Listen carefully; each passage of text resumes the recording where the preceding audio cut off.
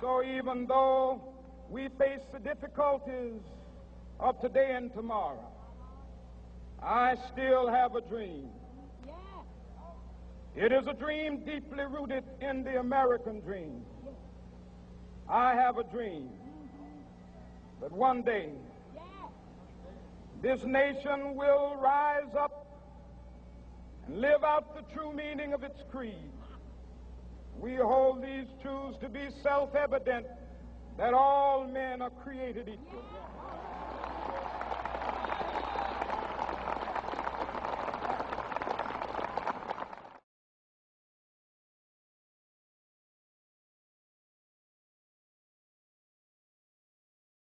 In thinking about how to begin tonight's program, bookended as we are by the birthday of the Reverend Dr. Martin Luther King on the 15th of January, and by the inauguration of President-elect Joseph Biden and Vice President-elect Kamala Harris, it seemed that we could find nothing more appropriate and more powerful than those words by that man in this city those many long years ago.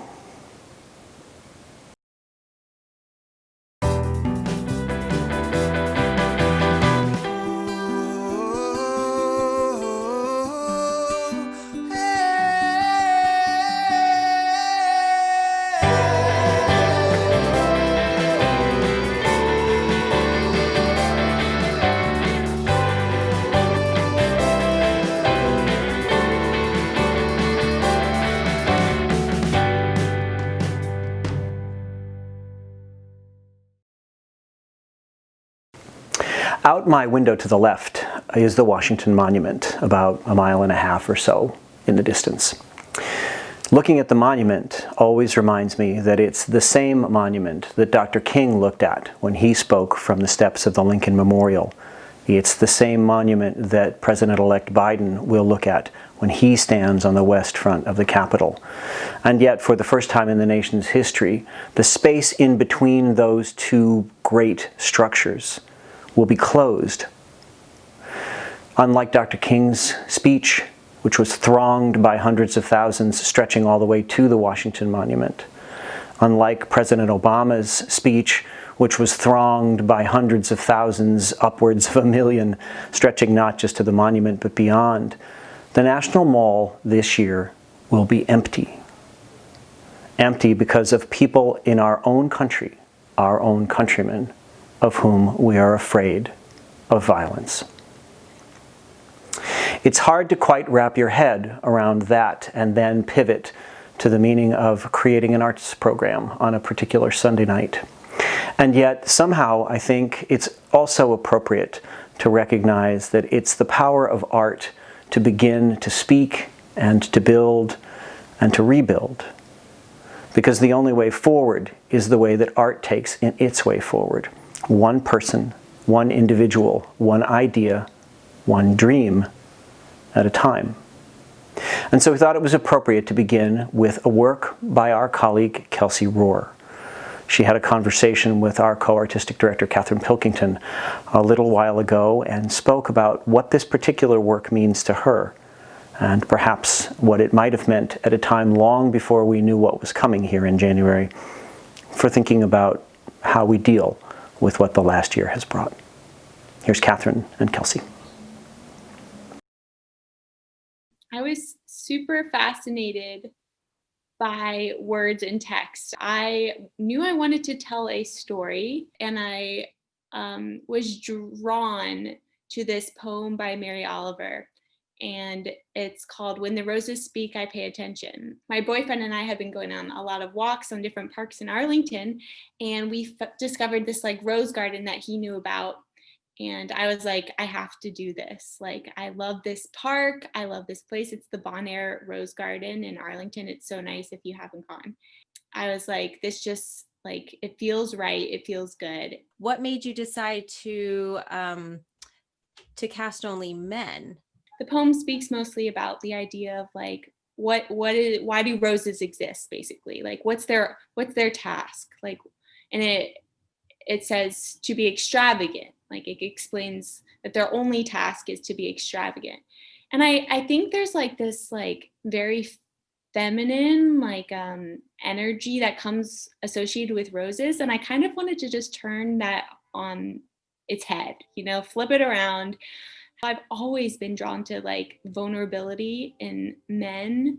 I just really wanted to explore that, I think, a little bit deeper. The poem speaks a lot about like the heart shackles, it calls them, are not as you think. And basically it's this idea that the things that weigh you down and the things that hold you down aren't necessarily the things that happen to you, that like are put on you, like death or illness or pain.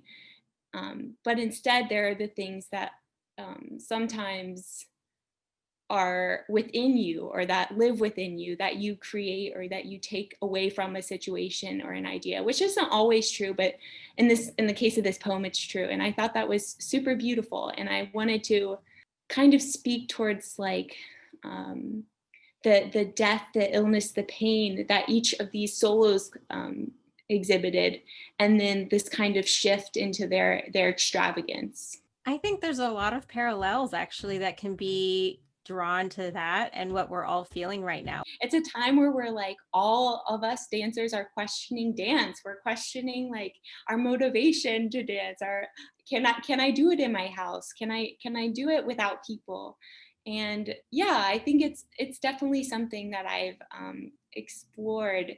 And what can get me motivated? If it is myself that's holding my own self back, like what does excite me? What does create this fire? What does make me feel the most extravagant?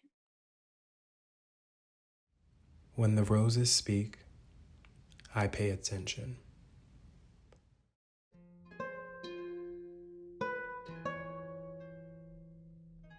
Sometimes it gets so bad that I just start talking to myself, and eventually I had to make up some lame excuse to go to 7-Eleven.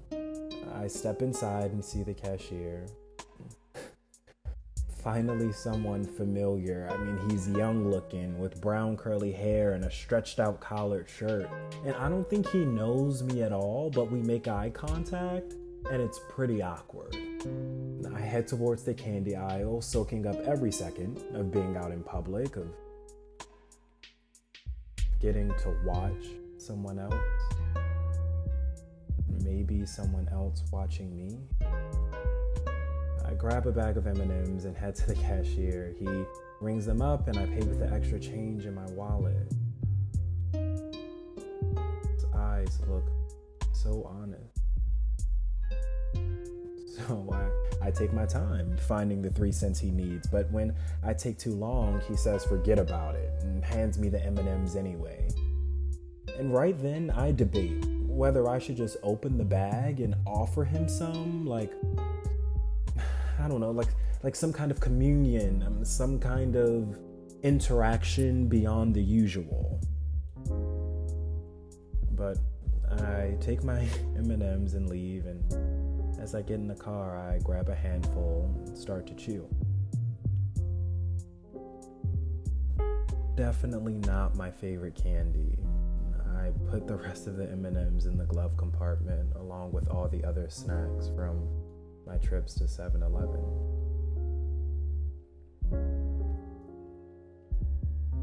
I don't want to go home.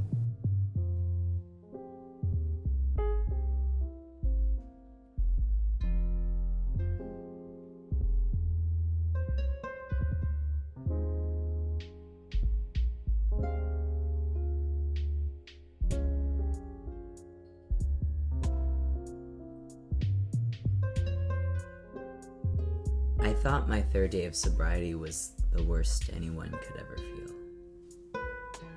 I hadn't slept. I'd barely eaten. I couldn't keep down what I did eat.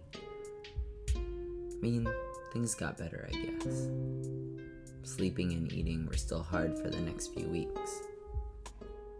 Now it's been 35 days. I've started feeling better the last couple of weeks. I mean, physically better. Emotionally, it's like, now that I've experienced the highest levels of dopamine possible, everything else is just nothing. Just okay at best. Maybe I can be okay with just okay. The exercise, healthy meals, self-reflection, meditation, everything they have me doing here, it's like they're trying to brainwash me. Like, this is what feeling good feels like. I know it's a good kind of brainwashing, but this isn't what feeling good feels like. This is just okay.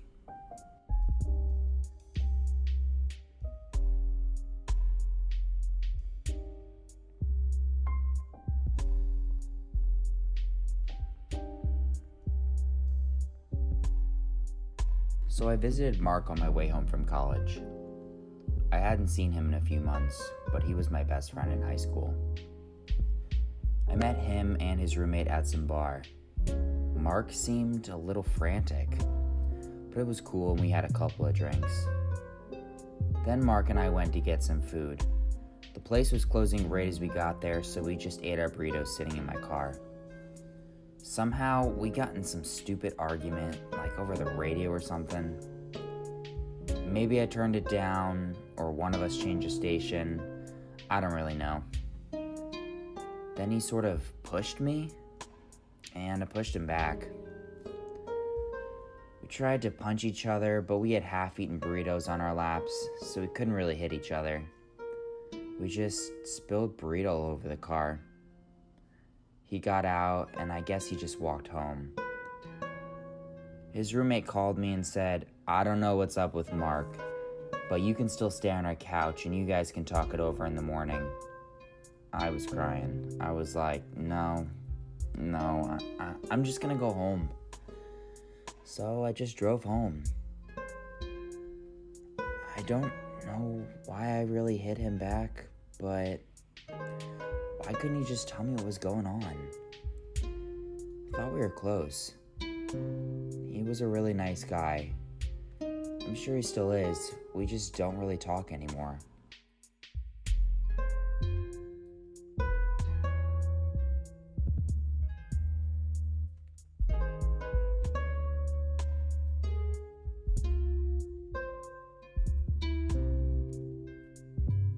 My grandmother ate Raisin Bran every morning for 50 years. She carried it with her everywhere. She had a box at work, one of those mini boxes in her purse, and she'd even pack it in her suitcase on vacations. I kid you not, I remember looking for a carton of milk at the airport on one of her family vacations. People usually call her a creature of habit, and I'd say that was appropriate. Grandmamie died about a year ago. It's been hard because we were so close. And in her last couple years, she made it a point to have her only grandchild over for dinner every Sunday night. So now I hate Sundays. I just lock myself in my room. My parents say it's not what she'd want for me, but I don't think I ever want to stop.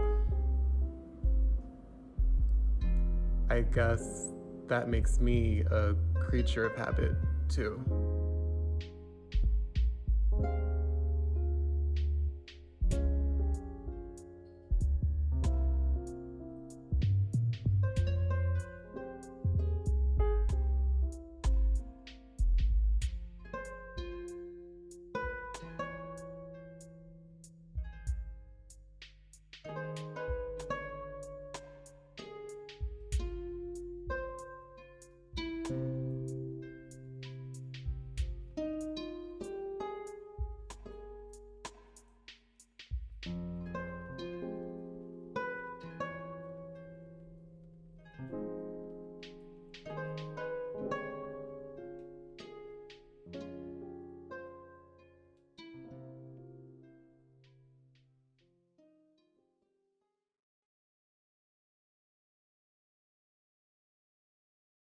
When the roses speak, I pay attention.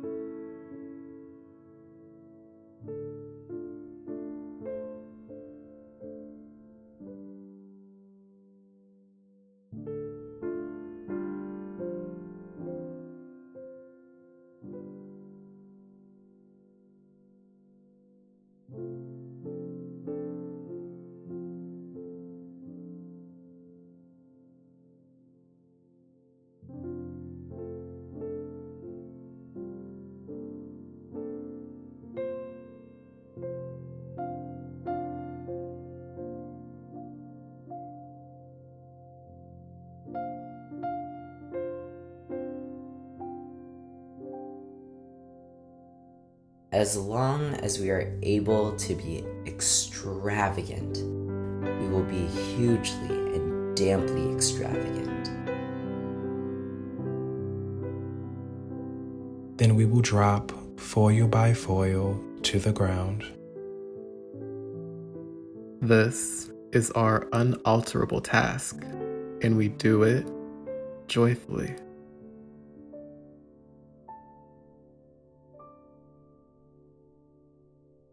And they went on.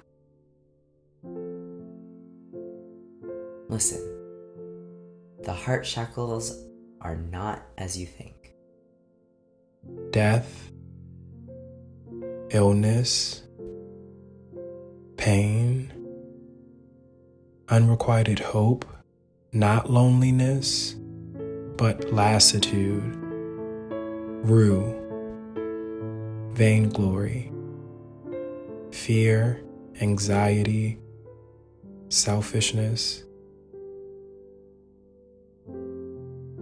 Their fragrance all the while rising from their blind bodies.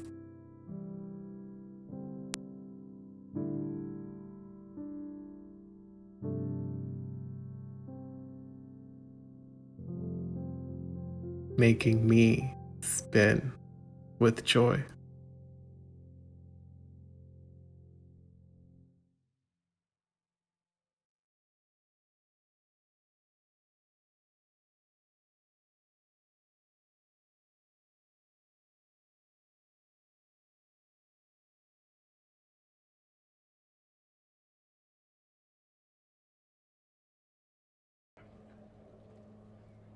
Today, I say to you that the challenges we face are real. They are serious and they are many. They will not be met easily or in a short span of time. But know this, America, they will be met.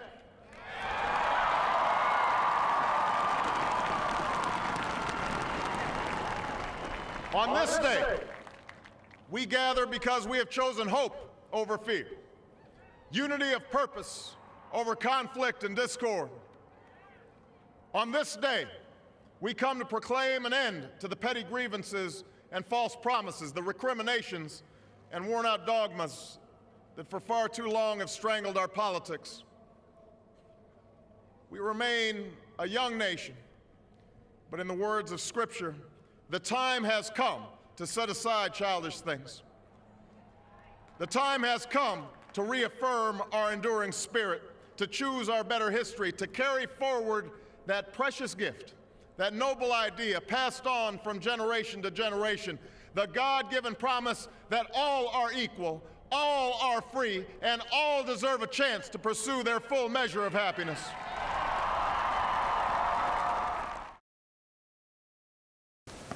The other film to share with you this evening is one that is the other side that we so often talk about the equation of how we move forward.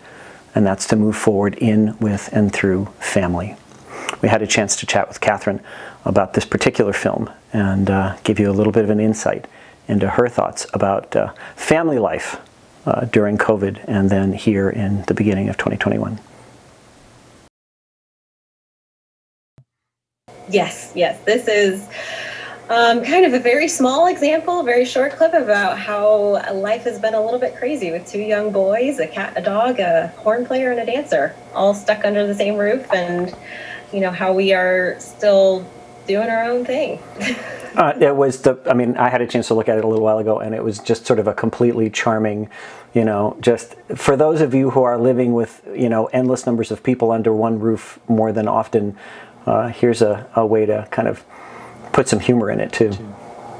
That's what we were hoping. It's just a kind of a lighthearted little escape, but this is also very true to what we've been dealing with all during COVID and during quarantining all together, and kind of the idea that Jeff, my husband, who's a horn player with Washington National Opera, is still creating work, still recording his own horn solos, and I'm still creating dance work, and I'm on Zoom for rehearsals. My son is going to virtual first grade, so it's just a real quick glimpse into the craziness that is now.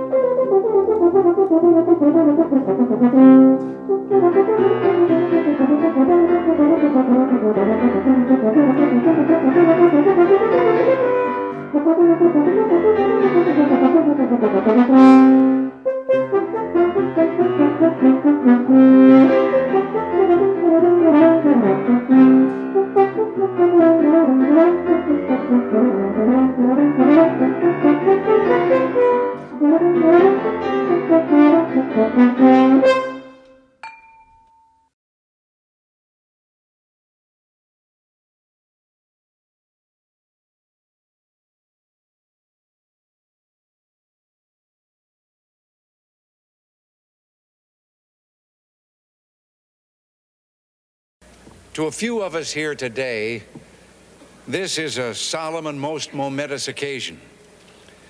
And yet in the history of our nation, it is a commonplace occurrence. The orderly transfer of authority as called for in the Constitution routinely takes place, as it has for almost 2 centuries, and few of us stop to think how unique we really are. In the eyes of many in the world, this every 4-year ceremony we accept as normal is nothing less than a miracle. Mr. President, I want our fellow citizens to know how much you did to carry on this tradition. By your gracious cooperation in the transition process, you have shown a watching world that we are a united people, pledged to maintaining a political system which guarantees individual liberty to a greater degree than any other. And I thank you and your people for all your help in maintaining the continuity which is the bulwark of our republic. So, listening to oneself and one's nature in When Roses Speak, thinking about and celebrating the crazy and chaotic nature of family, but always the centering nature of family. And as a third part of our conversation about what it is to move forward, we're announcing tonight, proudly, the commissioning of 3 new works of choreography. Tonight's program begins a call for entries for choreographers from all over the world to create something new or to take something they've already made and would like to reimagine for Company E. It's a paid commission.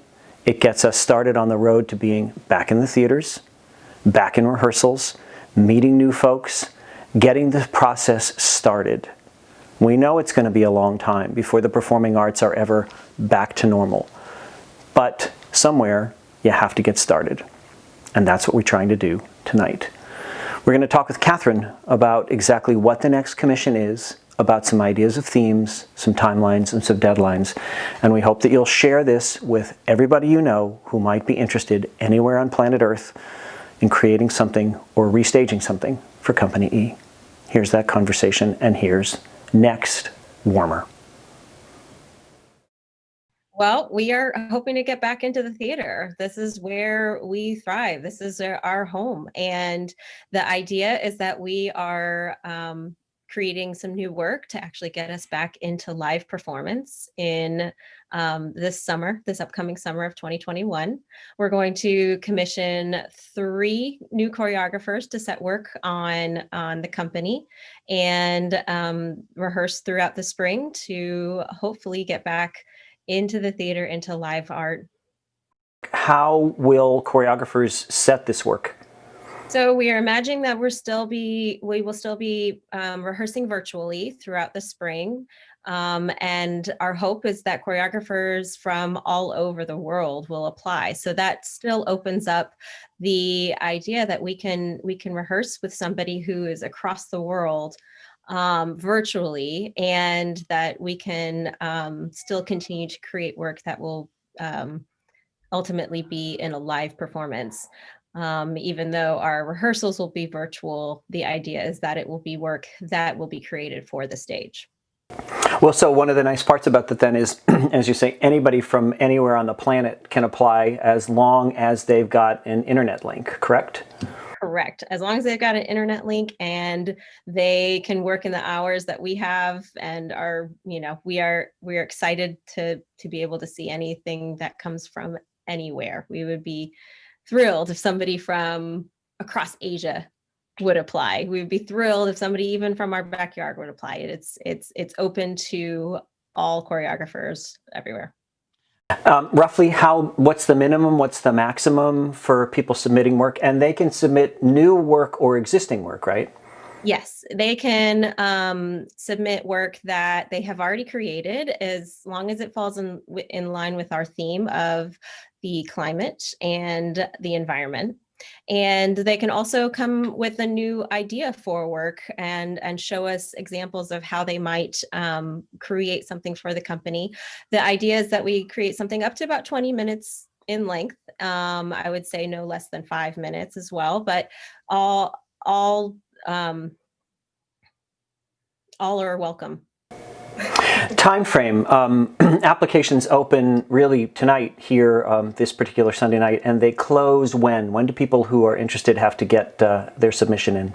Yes, they launch tonight, and we are hoping to see everything in by February 7th is when the closing date. And then we'll have a quick turnaround because we want to get started on this work. So we'll have a quick turnaround of about a week. You should know if you are invited to set your work.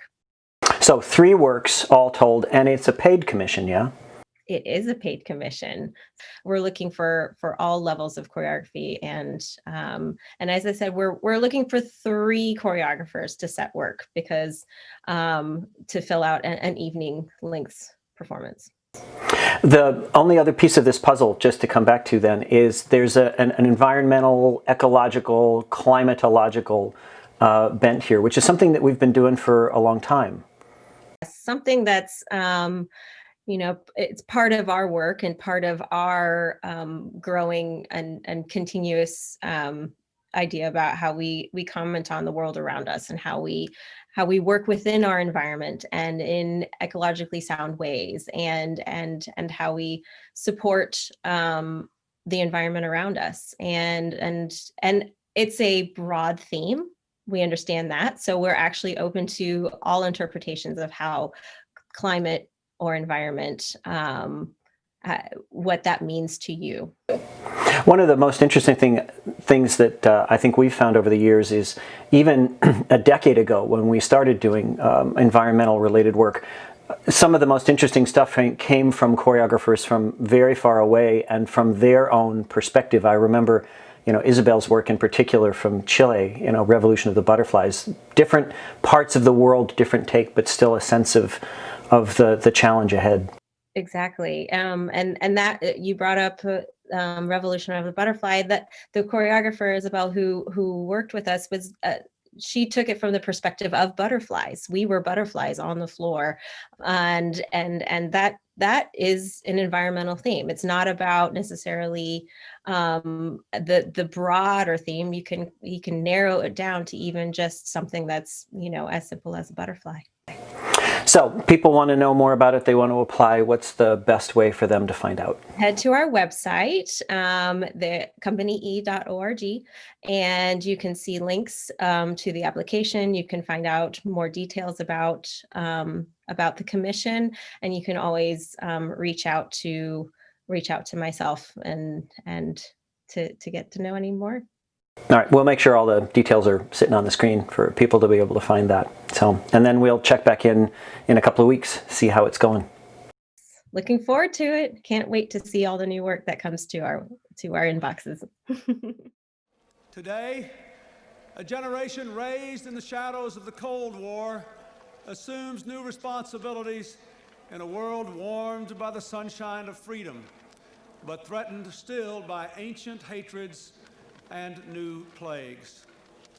Raised in unrivaled prosperity, we inherit an economy that is still the world's strongest, but is weakened by business failures stagnant wages, increasing inequality, and deep divisions among our own people. That's our program for tonight. It's really not possible to put into some sort of brief summation all of the emotions and thoughts about what's going on in the world right now and going on right here just down the street in Washington. But we hope that there's a path forward that's filled with hope. We're reminded of President Obama's remarks. We're looking forward to President-elect Biden's remarks. And despite all of these circumstances, the peaceful transfer of power here in the world's oldest democracy. From all of us in Washington, D.C., good night.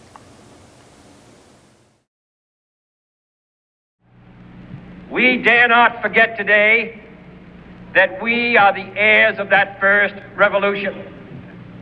Let the word go forth from this time and place to friend and foe alike that the torch has been passed to a new generation of Americans born in this century, tempered by war, disciplined by a hard and bitter peace, proud of our ancient heritage, and unwilling to witness or permit the slow undoing of those human rights to which this nation has always been committed and to which we are committed today at home and around the world.